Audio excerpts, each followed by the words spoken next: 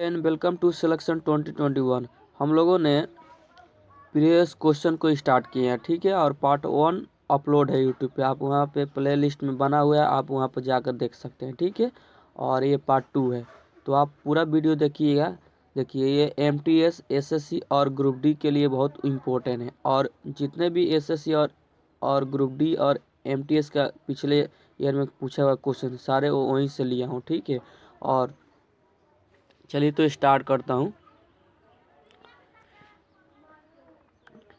Paul देखिए, हम लोगों ने 25 क्वेश्चन तक पढ़ चुके हैं, आज 26 से पढ़ेंगे, ठीक है। देखिए, चलिए 25 से ही पढ़ लेते हैं।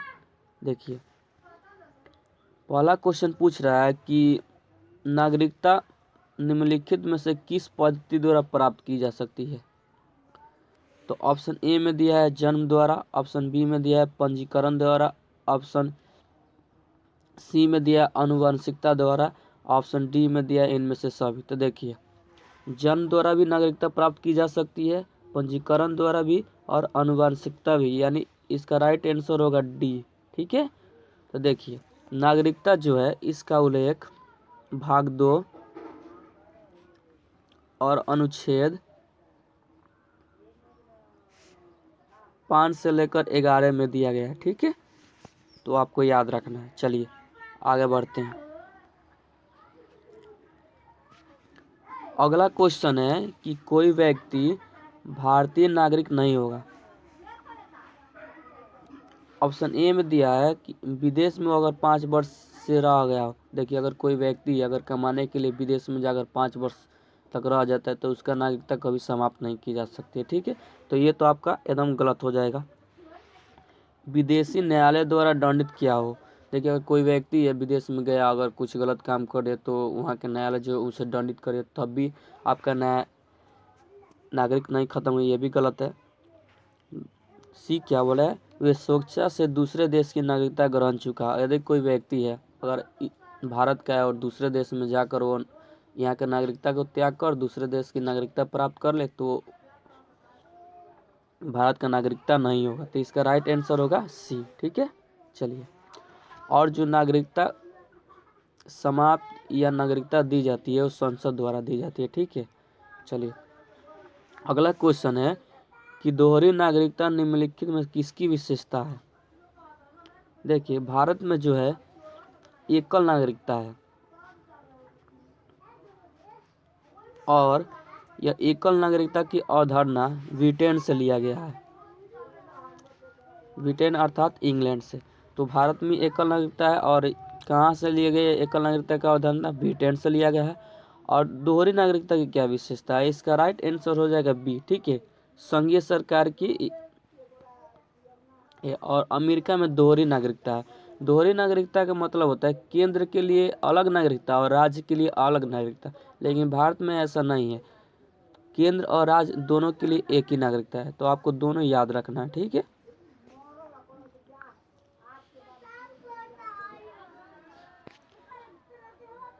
अगला क्वेश्चन पूछ रहा है कि भारतीय संविधान के निम्नलिखित में से किस अनुच्छेद द्वारा छुआछूत समाप्त किया गया है।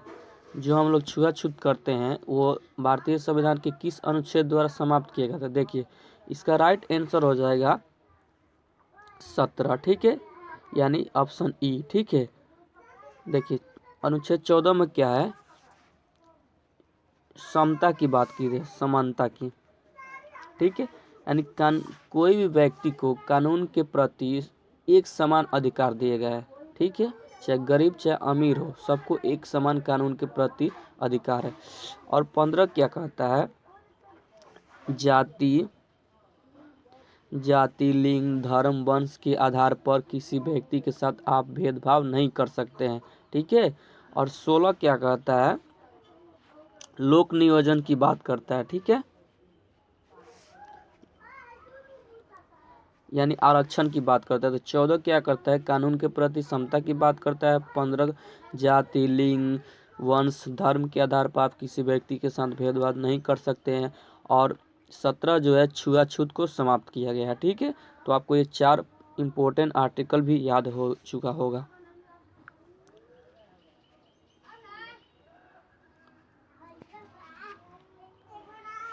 देखिए अगला क्वेश्चन पूछ रहा है कि मौलिक अधिकारों को लागू करने के लिए निम्नलिखित में से न्यायालय द्वारा क्या जारी किया जा सकता है। देखिए मौलिक अधिकार वर्तमान में 6 है, लेकिन मूल संविधान में 7 मौलिक अधिकार था, ठीक है।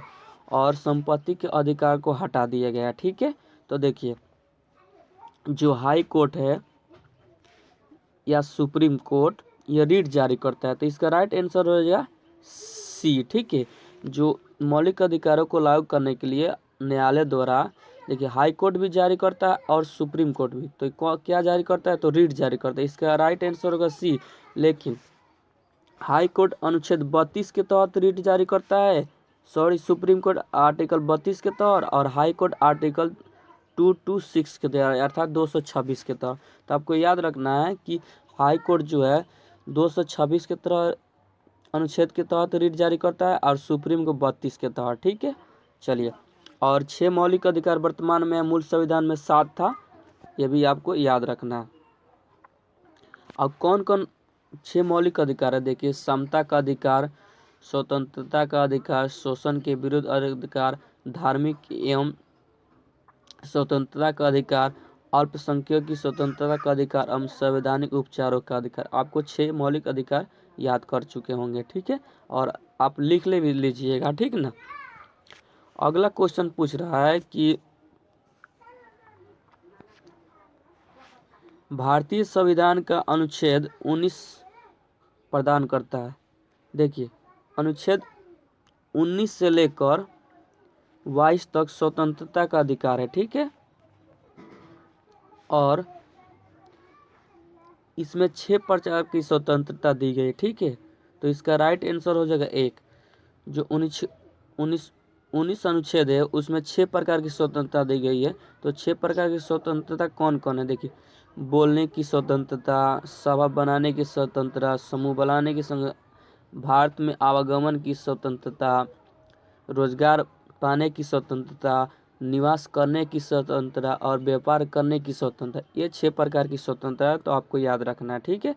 तो पहला क्या है, बोलने की स्वतंत्रता, समूह बनाने की स्वतंत्रता, भारत में कहीं भी आने जाने की स्वतंत्रता, व्यापार करने की स्वतंत्रता और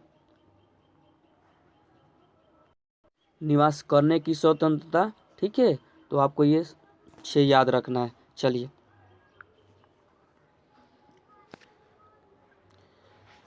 31 क्वेश्चन कहता है कि भारतीय संविधान के किस अनुच्छेद में नागरिक के मूल कर्तव्य शामिल है। देखिए मूल कर्तव्य जो है रूस के संविधान से लिया गया है, ठीक है। और ये 42वें संविधान संशोधन द्वारा 1976 में लिया गया था और उस समय मूल कर्तव्य 10 था, लेकिन 86वें संविधान संशोधन द्वारा 2002 में मौलिक कर्तव्य 10 से बढ़कर कितना हो गया है, तो 11 हो गया। तो आपको याद रखना है कि मौलिक कर्तव्य कहाँ से लिया गया है, तो रूस से लिया गया है। कब लिया गया था, तो 42वें संविधान संशोधन द्वारा 1976 में। उस समय कितने मौलिक अधिकार कर्तव्य थे, तो 10 थे। वर्तमान समय में कितना है, तो 11 है। तो ये कब लिया गया, तो 86वां संविधान संशोधन 2002 में लिया गया था, ठीक है। और संविधान की भाग 4 क और अनुच्छेद 51 क में रखा गया है, ठीक है। तो देखिए ये क्वेश्चन पूछ रहा है कि भारतीय संविधान के किस अनुच्छेद में नागरिक के मूल कर्तव्य शामिल है, तो अनुच्छेद 51 क में हो जाएगा, ठीक है। इसका राइट आंसर हो जाएगा डी। और 49 में क्या है, इसमें जो है सार्वजनिक चीज़ों के हितों की रक्षा करना, जैसे विद्यालय हो गया, सड़क हो गया, जिसमें मतलब सबका अधिकार है, गवर्नमेंट का अधिकार है, जनता की अधिकार, उसकी हितों की सुरक्षा करना। और 50 में क्या है, कार्यपालिका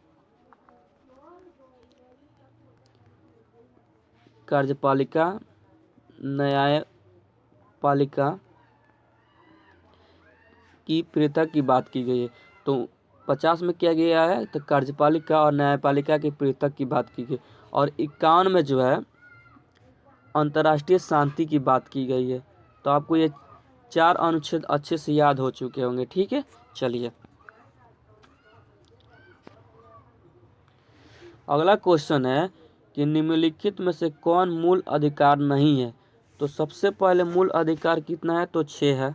ठीक है, और यह मूल अधिकार कहाँ से लिया गया है, तो यह अमेरिका के संविधान से लिया गया है। वर्तमान समय में 6 मूल अधिकार है। कौन कौन है, तो समता का अधिकार है, स्वतंत्रता का अधिकार है, और संवैधानिक उपचारों का अधिकार है, धार्मिक स्वतंत्रता का अधिकार है, एवं अल्पसंख्यक के हितों की संरक्षण का अधिकार है, लेकिन संपत्ति का अधिकार नहीं है।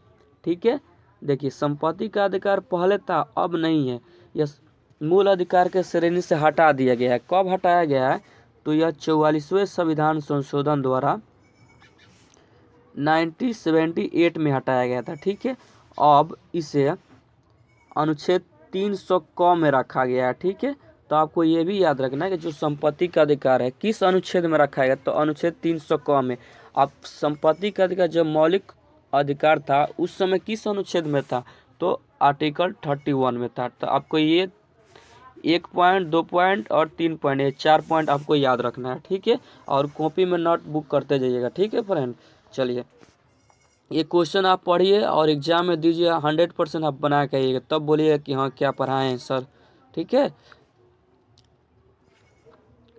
अगला क्वेश्चन है कि भारतीय संविधान के कौन से भाग में मूल अधिकारों की चर्चा की गई है। देखिए मूल अधिकार जो होता है इसकी चर्चा भाग 3 और अनुच्छेद 12 से लेकर 35 में की गई है। तो कभी ये भी पूछ सकता है कि किस अनुच्छेद में इसकी चर्चा की है, तो 12 से लेकर 35 में, और भाग कितना में, तो भाग 3 में। ठीक है, और मूल अधिकार कहाँ से लिया गया, तो अमेरिका के संविधान से लिया गया। ठीक है, और मूल अधिकार मूल संविधान में कितना था, तो 7 था। वर्तमान समय में कितना है, तो 6 है। ठीक है, तो इसका राइट आंसर कौन सा हो जाएगा, तो सी हो जाएगा यार। ठीक है, चलिए और भाग 1 को भी पढ़ लेते हैं कि इसमें क्या है। कि देखिए भाग 1 में क्या है, राज्य एवं भारत, और ये भी कहा गया है, और केंद्र शासित प्रदेश, इसकी भी चर्चा की गई। इसमें ये कहा गया कि भारत राज्यों का क्या है, संघ है। भारत राज्यों क्या क्या है, संघ है। तो ये भी आपसे क्वेश्चन पूछेगा कि भारत राज्यों का क्या है, तो संघ है, आपको याद रखना है। ठीक है, तो भाग 1 आप समझ चुके हैं। ये भी जान लेते हैं कि भाग कितना है, तो भाग 22 है। ठीक है, आपको ये भी याद रखिए, एक सिंपल क्वेश्चन पूछ सकता है कि भारतीय संविधान में कितने भाग हैं, तो 22 भाग है। ठीक है, और देखिए भाग 2 में क्या है, इसमें नागरिकता है। ठीक है, और भाग 4 में क्या है, राज्य के नीति निर्देशक तत्व।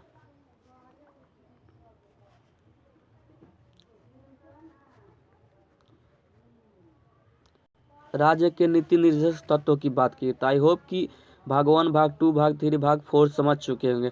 इस क्वेश्चन का आंसर होगा सी। ठीक है, चलिए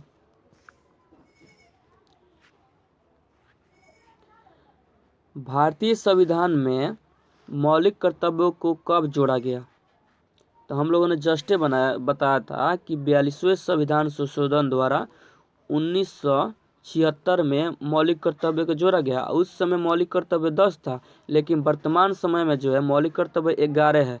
लेकिन वर्तमान समय जो मौलिक कर्तव्य 11 कब जोड़ा गया, तो 2002 में। ठीक है, सॉरी दोस्तों, 2002 में।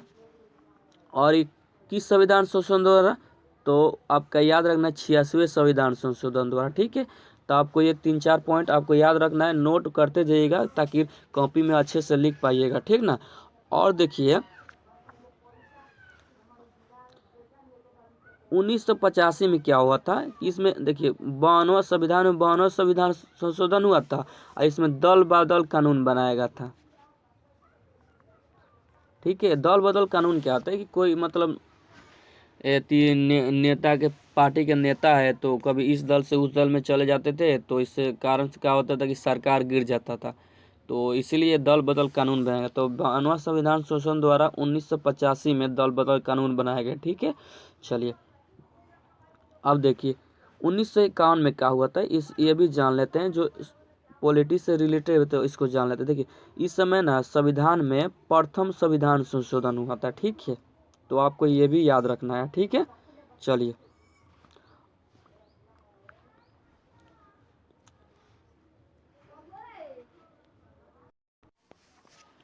अगला क्वेश्चन है कि भारत में संपत्ति के अधिकार को अब माना जाता है। देखिए संपत्ति के अधिकार जो तो पहले था मौलिक अधिकार था, लेकिन 44वें संविधान संशोधन द्वारा 1978 में इसको हटा दिया गया है और यह जो है अब एक कानूनी अधिकार है। तो इसका राइट आंसर हो जाएगा ए, ठीक है। तो संपत्ति का अधिकार अब कौन सा अधिकार है, तो कानूनी अधिकार है और अनुच्छेद इसे 300 कम में रखा गया है, ठीक है, आपको ये याद रखना है। अगला क्वेश्चन है कि भारतीय नागरिक के मौलिक अधिकारों को कब निलंबित किया जाता है। तो देखिए अगर देश में राष्ट्रीय आपातकाल लागू हो और राष्ट्रीय आपात 352 के तहत लागू होता है, उस समय ये भारत के जो मौलिक अधिकार है, मतलब 8 जो मौलिक अधिकार 6 मौलिक अधिकार उसको समाप्त किया जाता है। लेकिन जो है अनुच्छेद 20 और 21 जो अनुच्छेद है इसको राष्ट्रीय आपातकाल के समय नहीं समाप्त किया जा सकता है, ठीक है। तो देश में राष्ट्रीय आपातकाल लागू हो तभी समाप्त किया जा सकता है, तो इसका राइट आंसर हो जाएगा ए, ठीक है। चलिए अगला क्वेश्चन है कि भारत के संविधान का कौन सा अनुच्छेद भारत को कल्याणकारी राज्य घोषित करता है। तो कौन सा अनुच्छेद है जो भारत को कल्याणकारी राज्य घोषित करता है, तो देखिए इसका राइट आंसर हो जाएगा ए। 39 जो है भारत को कल्याणकारी राज्य घोषित करता है और अनुच्छेद 40 क्या है, पंचायत की व्यवस्था की गई है, ठीक है, और यह राज्य के नीति निर्देशक का भाग होता है, ठीक है। और 41 क्या है, कुछ दशाओं में काम चाहिए, ठीक है, ये भी आप याद रहिए, कुछ दशाओं में क्या चाहिए, तो काम चाहिए। और 42 क्या कहता है, वो भी काम होना चाहिए जो सुगमता पूर्वक होना चाहिए और निर्वहन मजदूरी होना चाहिए, ठीक है। तो क्या होना चाहिए, तो निर्वहन मजदूरी होना चाहिए, ठीक है। तो आई होप कि ये चारों अनुच्छेद आपको अच्छे से समझ में आ चुका होगा। चलिए अगला क्वेश्चन है अल्पसंख्यक के हितों की सुरक्षा किस अनुच्छेद में, जो अल्पसंख्यक हैं उनके हितों की सुरक्षा किस अनुच्छेद में की है। देखिए तो जो 29 से लेकर 30 में इसकी चर्चा की गई, संविधान के अनुच्छेद 29 से लेकर 30 में चर्चा की है, ठीक है। तो इसका राइट आंसर होगा आपका ए, ठीक है। और 14 क्या कहता है, समान कानून, माने सबके प्रति समान कानून होगा। और 19 जो है स्वतंत्रता की बात की गई है, ठीक है। और कितने प्रकार की स्वतंत्रता होती है, तो 6 प्रकार की स्वतंत्रता होती है, ठीक है। और अनुच्छेद 32 जो है संवैधानिक उपचार की बात की गई है। देखिए आर्टिकल 32 को डॉक्टर भीमराव अंबेडकर ने संविधान की आत्मा और हृदय कहा गया है। तो ये भी क्वेश्चन पूछ सकता है कि डॉक्टर भीमराव अंबेडकर के अनुसार संविधान की आत्मा और हृदय किसे कहा गया है, किस अनुच्छेद को कहा गया है, तो आर्टिकल 32 को और संवैधानिक उपचार को, ठीक है, ये भी आपको याद रखना। चलिए अगला क्वेश्चन है कि निम्नलिखित में से राजनीतिक अधिकार है। तो देखिए कार्य के अधिकार नहीं है, शिक्षा का अधिकार, राजनीतिक अधिकार नहीं है, मतदान का अधिकार, हाँ इसका राइट आंसर होगा सी। देखिए मतदान जो देते हैं वो आपका राजनीतिक अधिकार है, ठीक है। और कोई भी व्यक्ति मतदान कब देगा, 18 प्लस होगा तभी मतदान दे सकता है, इससे कम होगा तो नहीं दे सकता, ठीक है।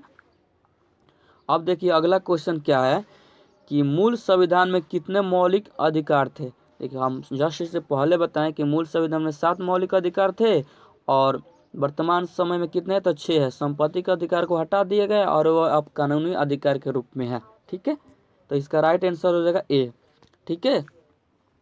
अगला क्वेश्चन क्या है कि मताधिकार एक प्रकार से हैं जो मत देते हैं वो क्या है। तो देखिए देखते हैं क्या है, यह एक विधि है जिसमें वोट अपना वोट देता है। जिसे मतदान क्या होता है कि कोई भी व्यक्ति होता है वो, यह ऐसी विधि है जिसमें मतदान जो अपने प्रतिनिधि वोट द्वारा चुनते हैं। तो इसका राइट आंसर हो जाएगा ए, ठीक है।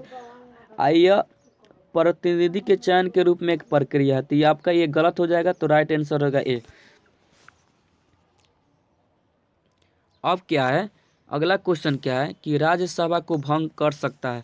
तो देखिए राज्यसभा को कौन भंग कर सकता है, राष्ट्रपति कर सकता है नहीं, संसद कर सकता है नहीं, उपराष्ट्रपति करता है नहीं। देखिए राज्यसभा कभी भंगे नहीं होता है, क्यों, क्योंकि यह अस्थायी सदस्य सॉरी स्थायी सदन है, ठीक है। ये राज्यसभा जो स्थायी सदन है जो कभी भंग नहीं हो सकता है, ठीक है। और लोकसभा भंग हो सकता है, ठीक है। और लोकसभा कौन भंग कर सकते हैं, तो राष्ट्रपति भंग कर सकते हैं, और अनुच्छेद 85 के तहत। तो आपको याद रखना है कि राज्यसभा कभी भंग नहीं हो सकता है, ठीक है। चलिए आगे बढ़ते हैं। अगला क्वेश्चन है कि भारत में कार्यपालिका के वास्तविक प्रमुख कौन होता है। तो देखिए एक नाम मात्र के कार्यपालिका होते हैं, एक वास्तविक होते हैं।